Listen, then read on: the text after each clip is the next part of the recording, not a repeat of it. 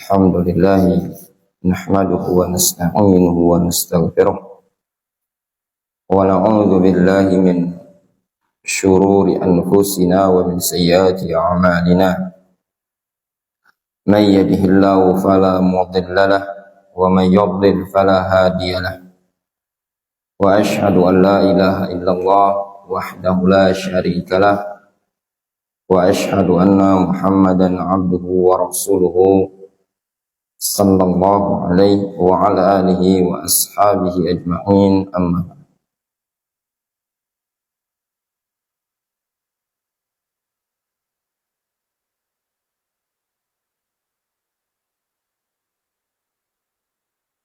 Siapa yang hafal hadis? Para mudarrisun berdiri setoran hadis. Seluruhnya siapa yang terlibat mengajar?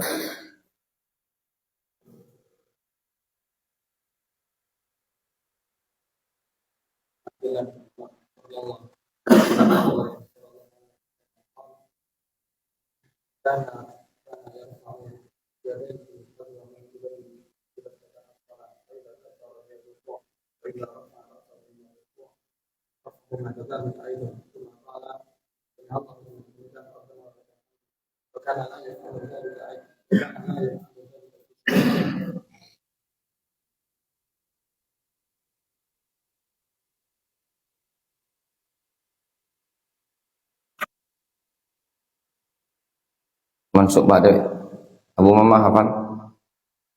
Belum?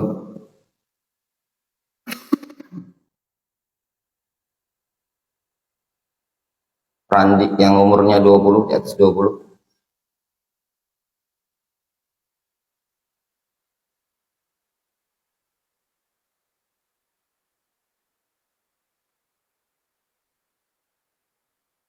Apa? Belum apa? Apa? Sudah start.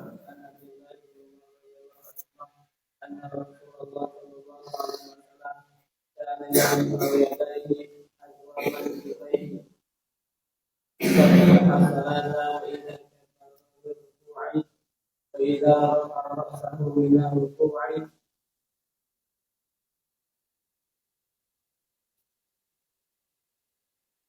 وإذا كبر للركوع وإذا رفع رأسه من الركوع رفعهما كذلك أيضا وقال سمع الله لمن حمده ربنا ولك الحمد وكان لا يفعل ذلك في السجود متفق عليه. Anak-anak Pekanbaru.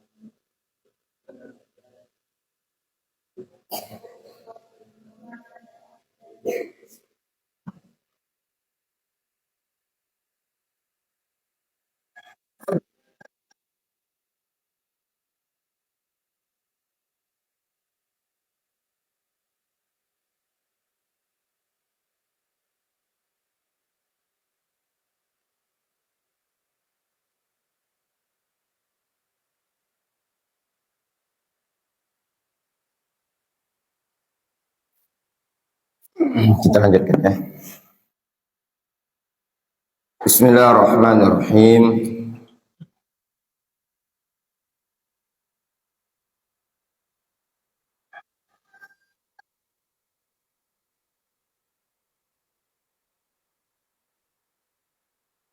Alhamdulillahi hamdan katsiran thayyiban mubarakan fihi kama yuhibbu rabbuna wa yarda. Wa asyhadu an la ilaha illallah wahdahu la syarika lah وأشهد أن محمدا عبده ورسوله صلى الله عليه وعلى آله وأصحابه أجمعين أما بعد.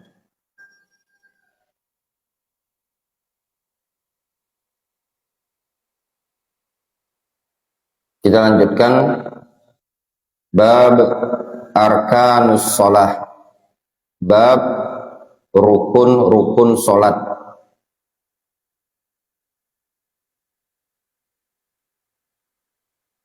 Rukun-rukun salat adalah perkara-perkara yang wajib dan masuk pada rangkaian salat.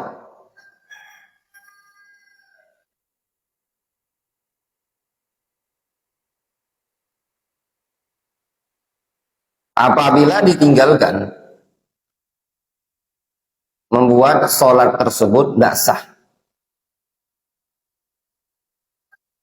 baik disengaja ataupun tidak disengaja.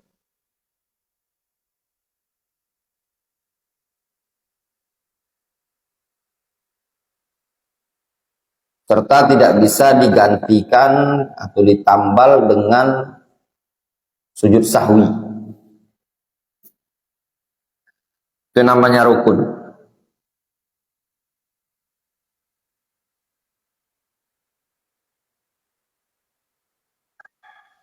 An Abi Hurairah radhiyallahu anhu, dari Abu Hurairah radhiyallahu anhu, anna rajulan dakhala al-masjidah wa Rasulullah sallallahu alaihi wasallam jalisun fi nahiyatil masjid.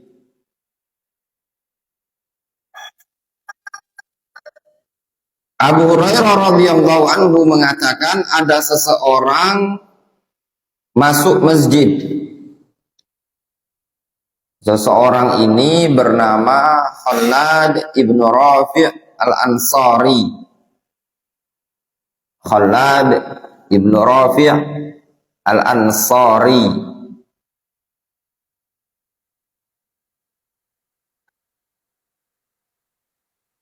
Kata Abu Hurairah, ada seseorang masuk masjid pada saat Rasul sedang duduk di pinggir masjid, di sisi masjid. Fasallah, lalu orang tersebut sholat. Summa ja'a, kemudian dia datang. Fasallama alaih, kemudian dia mengucapkan salam kepada Rasul. Faqala lahu Rasulullah sallallahu alaihi wasallam. Lalu Nabi sallallahu alaihi wasallam berkata kepada dia,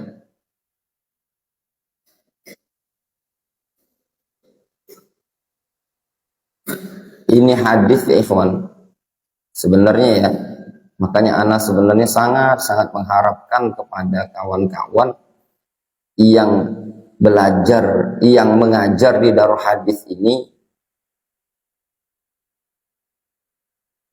hadir di pelajaran yang anak ajarkan. Mungkin sebagian kawan-kawan menganggap biasa saja, anak bisa baca di rumah. Tapi bukan yang anak inginkan itu kehadiran antum yang sudah senior-senior, bukan semata-mata tahu tentang isi hadis ini. Tapi yang anak inginkan, antum bisa mencontoh bagaimana cara mengajarkan hadis ini di tempat umum. Itu latihan, namanya latihan istinbat, latihan ngolah bahasa. Ini hadis bisa dipakai untuk kajian dengan durasi 2 jam. Satu hadis. Luar biasa ya. Itu mungkin bingung. Masa iyo hadis pendek ini tadi bisa durasinya 2 jam? Ya enggak? Bisa enggak? Bisa. Nah, itulah pentingnya tadi antum mencermati guru. Makanya dulu, ya, ini anak kasih faedah untuk antum.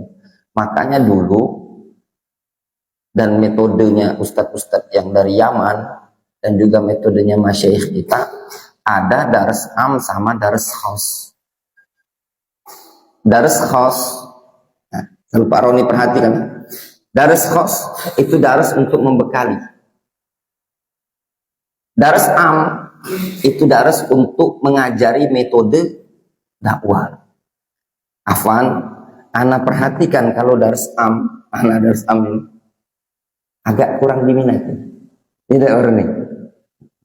Padahal itulah intian berdakwah. Inti di situ. Ya. Ini hadis. Antum bisa sampaikan fikih sholat. Ada undangan ngisi kajian. Ya. Ke Cengal misalkan. Durasinya cuma sekali pertemuan. Nak belajar fikih. Ya enggak? Fikih sholat. Kira-kira Pak Roni, fikih sholat cuma sekali pertemuan. Buku apa yang nak dipakai? Buku apa Ibrahim?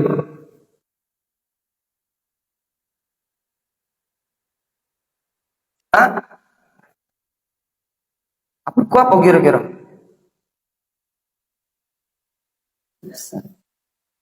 Printkan hadis ini. Fotokopikan siko hadis. Ini kan hadis berkaitan dengan rukun sholat. Ya tak? Inilah maksud anak tuh, anak pengen antum-antum yang di daur hadis, yang ngajar-ngajar ustaz-ustaz yang khutbah segala macam ini, tolong disiplinkan ikut pelajaran untuk melatih di situ. Anak itu nyimak sebagian khutbah-khutbahnya santri-santri kawan-kawannya khutbah ini. Kadang anak juga gini cara nyampaikannya, enggak cak itu. Cara menjelaskan hadis. Enggak cak itu ngarahkan. Itu penting. Ini kalau nak dibuat sampai jam 7 bisa Abu Zainul. Ada fikih, ada adab. Mau kita perpanjang? Ya, buktikan ya, sampai jam 7. Tidak kepikir sampai itu. Ada tidak di buku itu, penjelasan anak dakati. Tapi antum perhatikan fokus satu sedikit-sedikit. An Abi Hurairah radhiyallahu anhu, anna rajulan dakhala al-masjid wa Rasulullah SAW jalisu. Abu Hurairah menceritakan ada seorang laki-laki masuk ke dalam masjid. Ketika itu Rasulullah SAW sedang duduk berada di dalam masjid. Fasallah. Lalu laki-laki tersebut sholat. Summa ja'at. Kemudian mendatangi Rasul. Fasallam alaihi. Titik sampai di sini. Gimana penjelasannya Ibrahim? Hah? Gimana caranya? Coba. Uzaki.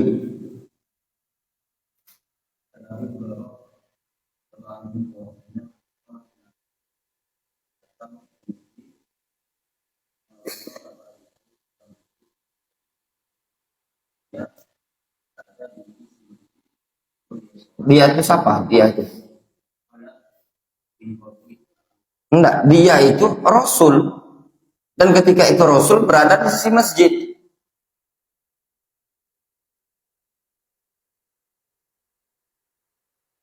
Abu Hurairah menceritakan, ada seorang laki-laki masuk masjid.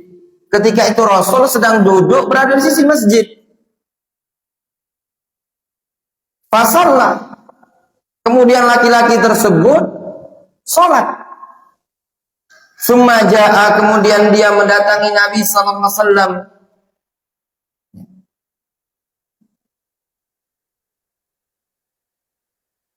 Kemudian dia mendatangi Nabi sallallahu alaihi wasallam. Faham gambarannya? Sekarang anak mau mensyarah. Ya. Kajian umum. Ya. Ini di sini yang antum, makanya anak pengen tolong jangan sungkan-sungkan hadir di pelajaran anak ini. Anak bukan pengen di apa? Dianukan, tapi anak tuh pengen ngajari loh Pak Roni. Ayolah ikhwah, dalam hadis ini ada faedah bahwasannya termasuk adab Islami kalau menceritakan suatu kejadian yang dialami orang lain, namun kejadian tersebut sesuatu yang sifatnya buruk,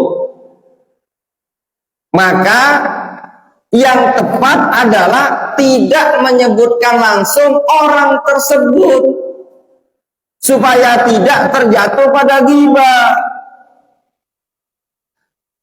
Diambil faedah dari sisi Abu Hurairah mengatakan anna rajulan, ada seorang rajulan umum nakirah, dalam keadaan laki-laki tersebut bernama Khalad ibn Rafi' al-Ansari al-Khazraji. Ini adab, ya. Bukan dengan langsung menyebutkan bahwasannya si Khalad ibn Rafi' al-Ansari masuk masjid begini-begini. Bukan seperti itu. Tapi termasuk adab dalam menyampaikan berita diungkapkan dengan ungkapan nakirah umum. Faedah bukan barang.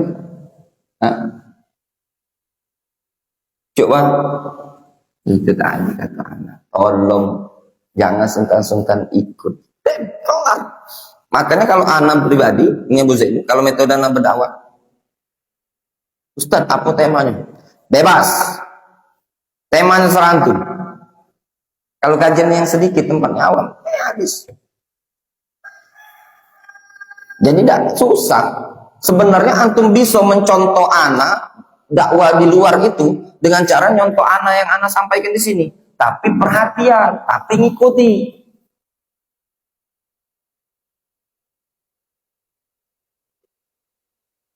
Faedah pertama. Ya benar. Baru sebaris baru selafat. Pada lafat ana rajulan. Ya. Ini faedah adab para jamaah. Antum anggaplah ini kajian umum, ya. Anak menganggap antum tuh orang-orang umum, ya. Jelas, Pak Ibnu, ya, Pak Dika. Kalau kita bicarakan menceritakan orang lain, Pak, jangan langsung disebut namanya, Pak, tapi sebutkan saja seseorang. Misalkan contoh kalau Bapak ingin bertanya sama saya, Pak, jangan langsung bilang Pak Ustadz, tadi Pak Wendy begini-begini di tempat wudhu, jangan. Tapi Bapak langsung sebutkan saja, Ustadz, ada seseorang yang dia berwudhu begini-begini, sah nggak wudhunya? Difahami? Pak Dika ya? Masya Allah. Nah, sambil ajak ketawa, senyum. Kecil ya kawan, metode berdakwah tuh. Cuman makanya kunci dakwah tuh ilmu dulu. Mainkan ini. Skill, ya.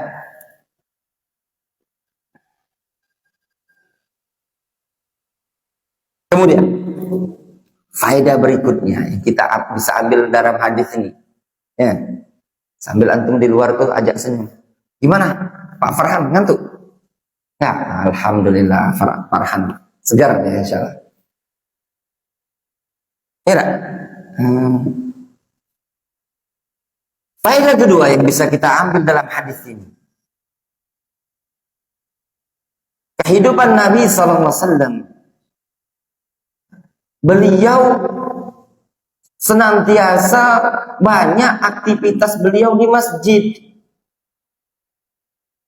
Lihat disebutkan dalam hadis ini,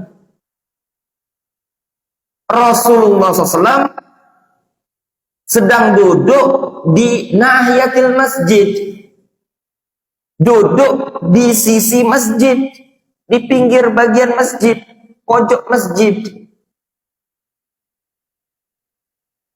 Apakah duduknya Rasul ini sedang sholat? Hah? Sedang sholat? Pak Aiman, Rasul ini sedang sholat enggak? Tidak. Nah, berarti Nabi kita Muhammad SAW tidak semerta-merta masuk masjid cuma untuk sholat kemudian keluar. Tidak.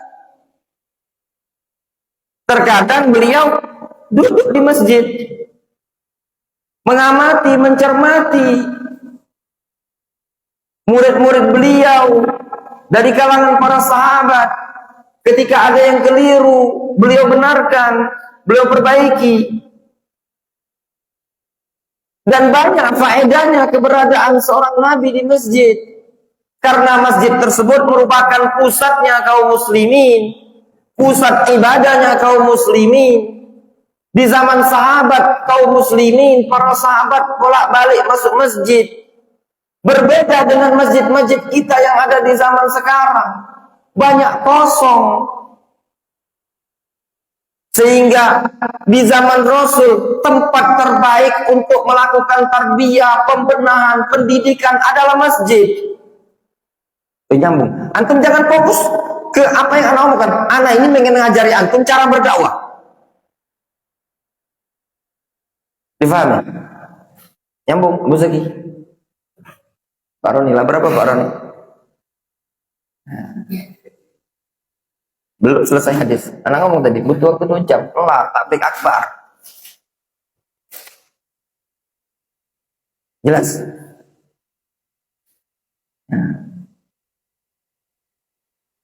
Lihat di sini Nabi SAW, beliau duduk di masjid ketika ada sahabat lain yang masuk masjid keliru, diperbaiki oleh Rasul SAW.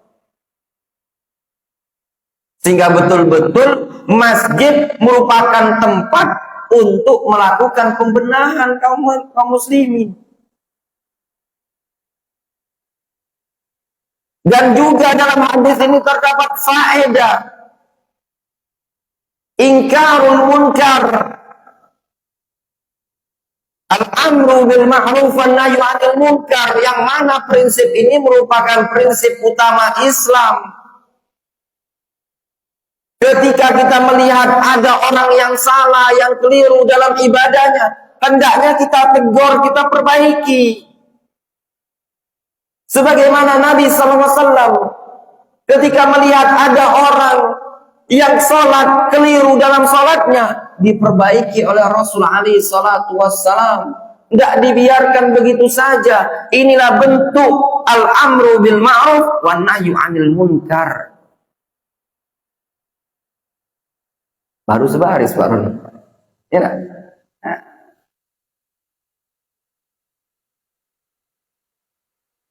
Masa mau diajari dulu cara berdakwah?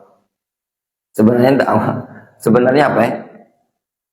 Selama anak mondok, tidak pernah anak diajari cara berdakwah. Maksudnya itu ada khusus gini cara, enggak. Tapi setiap kali, makanya anak-anak paling hobi darus itu anak harus ikut. Darus am, darus khos. Anak amatin di daurah hadis ini, kalau darus am itu tidak ada yang pada sholat itu, banyak yang sungkan ikut. Padahal itulah inti yang dia bawa nanti dakwah di luar. Darus khos itu tidak bisa untuk bawa ke keluar. Makanya di Yaman menggabungkan 2 durus, ada darus khos, darus am. Selesai baru? Selesai. Baru sebaris, ya enggak? Berapa durasi? 10-15 menit. Jelas? Para jamaah hadirin. Ya. Hadis ini terdapat faedah anjuran untuk ingkar munkar. Nabi SAW ketika melihat ada orang yang salah dalam sholatnya, diingkari oleh Rasulullah SAW, dibenahi. Fasal, kemudian laki-laki tersebut sholat. Summa ja'a, kemudian dia datang kepada Rasul. Fasallama alaihi, lalu mengucapkan salam. Orang tersebut tidak langsung ditegur oleh Rasul ketika sedang sholat. Ini juga terdapat faedah hikmah Rasul dalam berdakwah, adab dalam mengajar.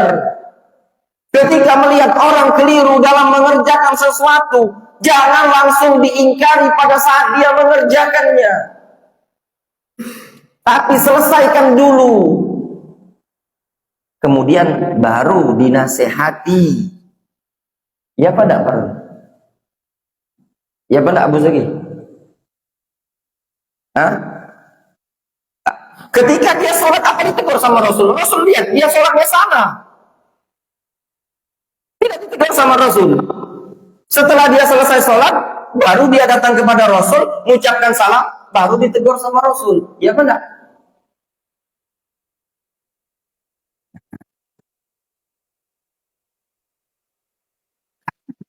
Benar.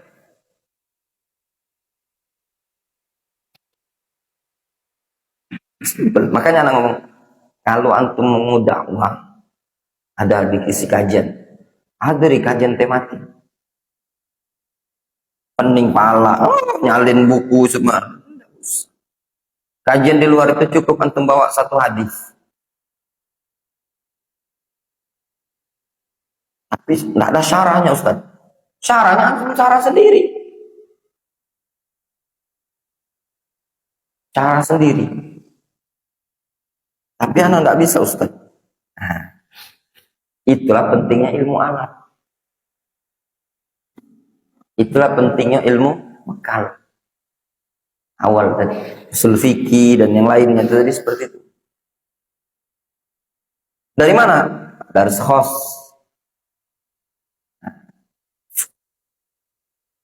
Sholat orang tersebut, kemudian dia datang mendatangi Nabi SAW. Fasallama alaihi, lalu mengucapkan salam kepada Nabi SAW. Dalam kisah ini terdapat adab ayol ikhwah, para jamaah, adab para sahabat. Mereka adalah orang yang senantiasa mendekat kepada Rasul, mendekat kepada para ulama, mendekat kepada orang yang berilmu. Ar-ruju' ilal ulama, salamah, kembali kepada para ulama, salamah, keselamatan.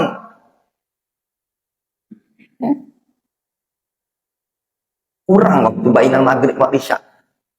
Bahas. Dari sisi mana? Ini orang sholat, keliru dia, salah dia. Ini anggaplah tablik akbar, latihan tablik akbar. Ibrahim, latihan. Antum anak latihan antum cara tablik akbar, ya. Ini orang sholat salah, keliru. Tatkala dia mendekat kepada Rasul, dia merujuk kepada Rasul, dibenahi sama Rasul, dikasih tahu sholat yang benar. Ini sebagai bukti. Tatkala seseorang rujuk kembali kepada para ulama, kembali kepada orang yang berilmu, maka keselamatan yang akan dia dapatkan. Coba kalau seandainya dia tidak mendatangi Rasul, setelah sholat dia langsung pergi, bertahun-tahun dia sholat dalam keadaan salah, tidak ada yang membenahi. Baru bawakan ayat yang lain. Wa idza ja'ahum amrun minal amni awil khaufi adza'u bi walau raddu ila rasul wa ila ulil amri minhum la'alimahu alladziina yastanbituna. Lengkapi dengan ayat yang lain. Ya. Buat kajian tema faedah dari orang yang keliru dalam sholatnya. Faedah hadis orang yang keliru dalam sholatnya. Takbir akbar. Mungkin bingung cak mana temanya. Ya. Ada saran enggak? Kira-kira mungkin bertanya. Di manalah Ustaz ngambil syarahnya? Kati tutup lah yang ini nah. Ya enggak? Dari mana syarahnya? Itulah pentingnya ilmu alat dari awal antum belajar. Kuatkan usul fikih, kuatkan qaid fiqhiyah, banyak baca, banyak muthala'ah, itu tadi.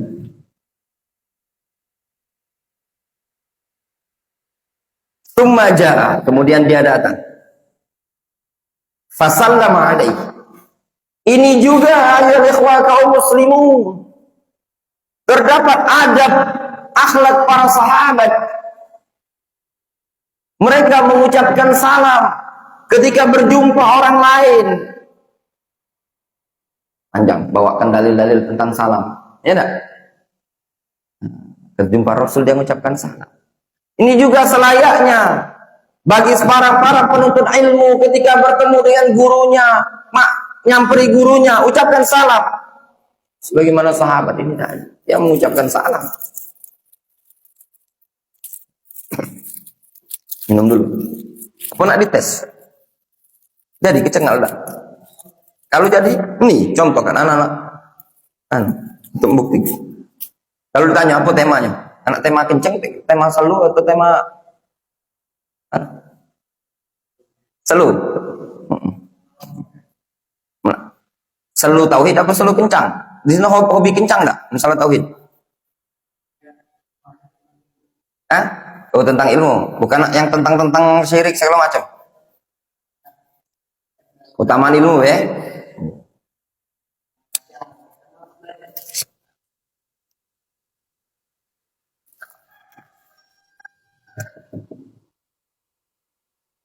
Lanjut bareng. Ini latihan kajian. Kan calon apalagi antum yang buat uang apa?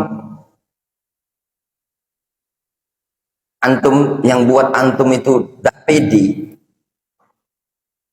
disuruh ceramah depan publik karena bingung nak membawa audiens. Cak mana ngarang? Sebenarnya gampang. Ada berapa tadi? Berapa faedah? Fasalla tsumma jaa fasallama alaihi. Faqala lahu Rasulullah SAW. Lalu Rasulullah SAW mengatakan kepada dia, wa alaikassalam.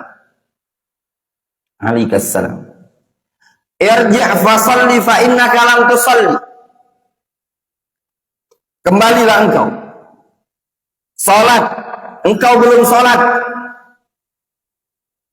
Faraja'a fasalla tsumma jaa. Kemudian dia kembali lagi, kemudian salat, kemudian datang kepada Rasul lalu mengucapkan salam.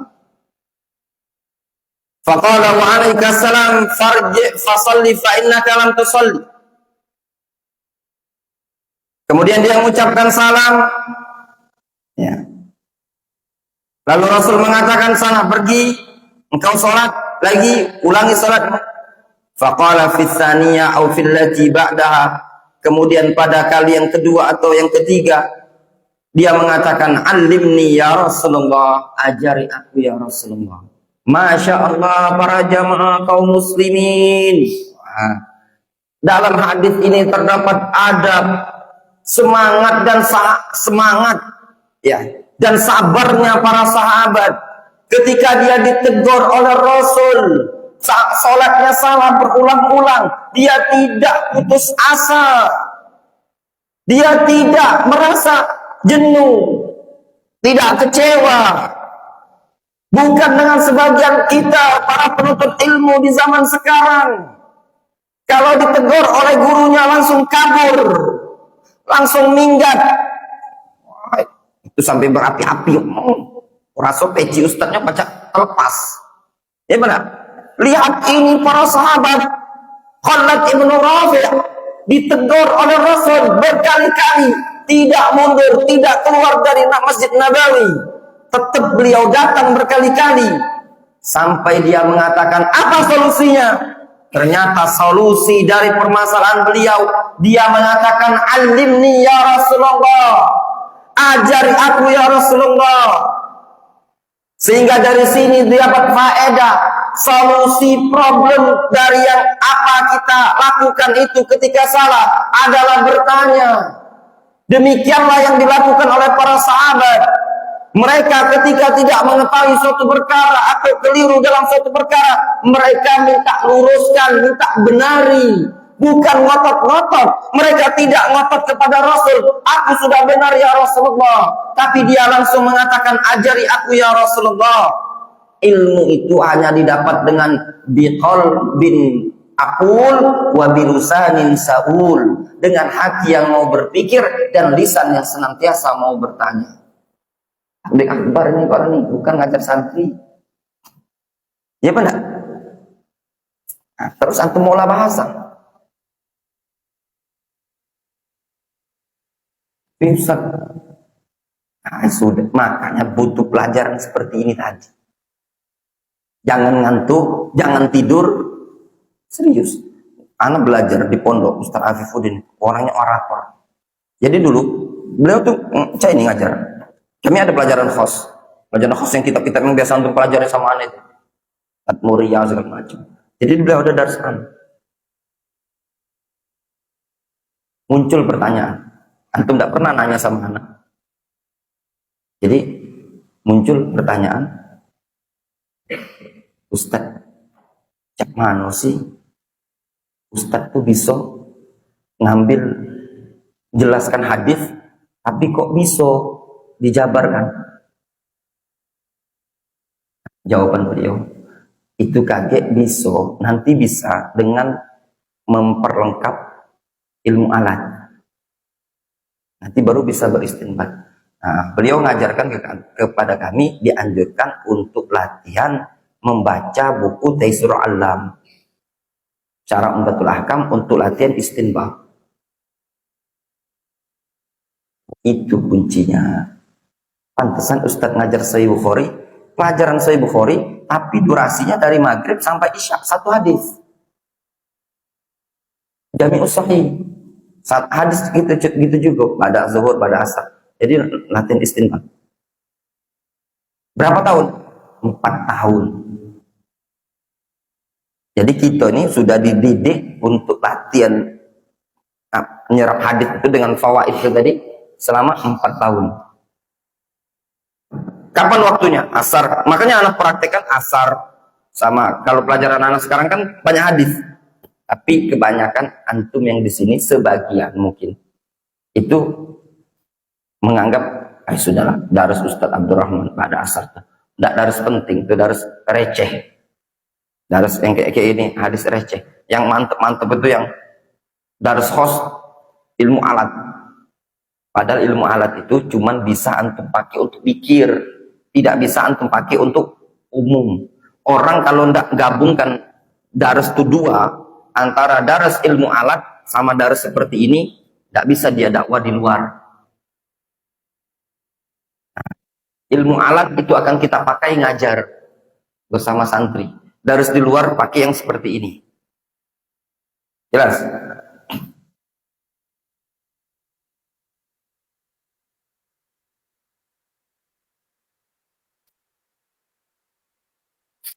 Terserah antum dengan bahasa apa. Mungkin dengan bahasa pada lafaz alimni ya Rasulullah, ajari aku ya Rasulullah, ini terdapat faedah. Semangatnya para sahabat untuk meraih ilmu. Ketika mereka keliru, mereka tanya kepada Rasul, ya Rasulullah, ajari aku. Ternyata solusinya apa? Belajar. Di sini juga terdapat faedah kaum muslimin, bahwasannya thalabul ilmi, menuntut ilmu adalah solusi fi halil masyakil, di dalam menyelesaikan masalah problem. Coba kalau seandainya dia tidak bertanya kepada Rasul, tidak mengatakan kepada Rasul, alimni ya Rasulullah, mungkin dia akan berulang-ulang berkali-kali, lebih sampai dari 3 kali, mungkin sampai berpuluh kali. Iya benar. Kalau seandainya dia tidak mengatakan ajari aku ya Rasulullah, kemungkinan bertahun-tahun dia sholatnya tetap dalam keadaan salah. Iya atau tidak? Ya enggak betul. Jadi enggak usah ngisi kajian. Belum siap Ustaz. Anak dulu seluruh baik Ustaz. Anda apa? Anak bikin babnya Iqra baik Ustaz. Anak bisa kalau ngajar Iqra, ngajar dulu seluruh bisa. Kalau pengajian itu caknya belum. Bisa untuk baca kitab, bisa Ustaz. Hanya tadi butuh diasah. Pisau itu kalau diasah walaupun tebal, kalau diasah.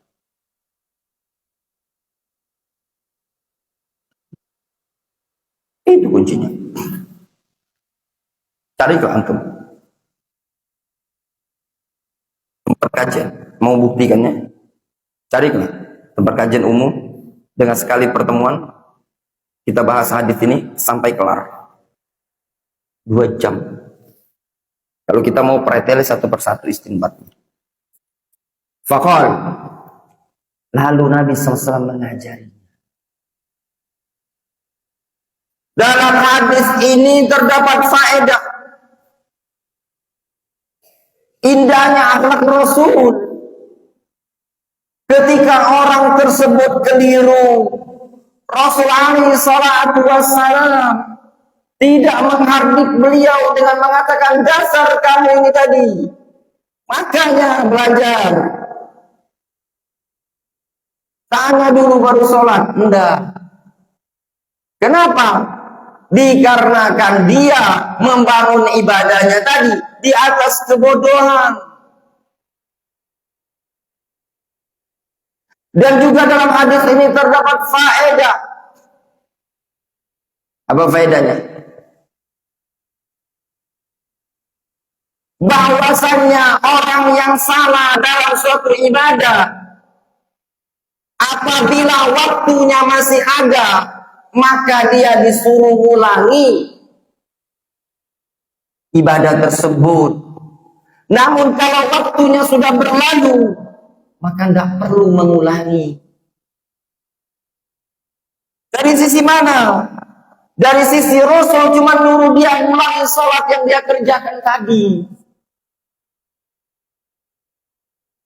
Bukan nyuruh sholat, ulangi sholat yang lainnya. Iya pada perun.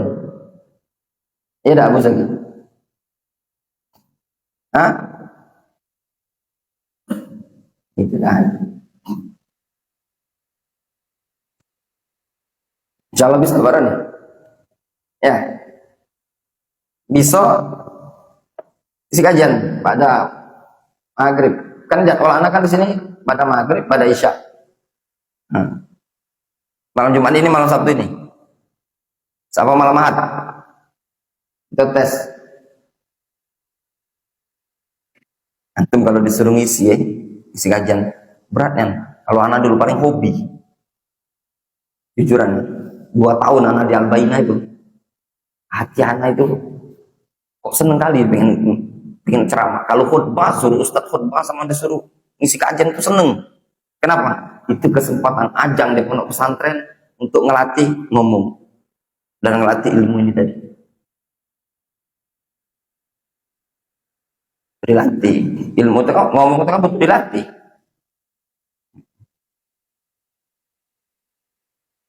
Fakal, dah langsung lanjut faedahnya. Kita mau nak daras usul sunnah belum?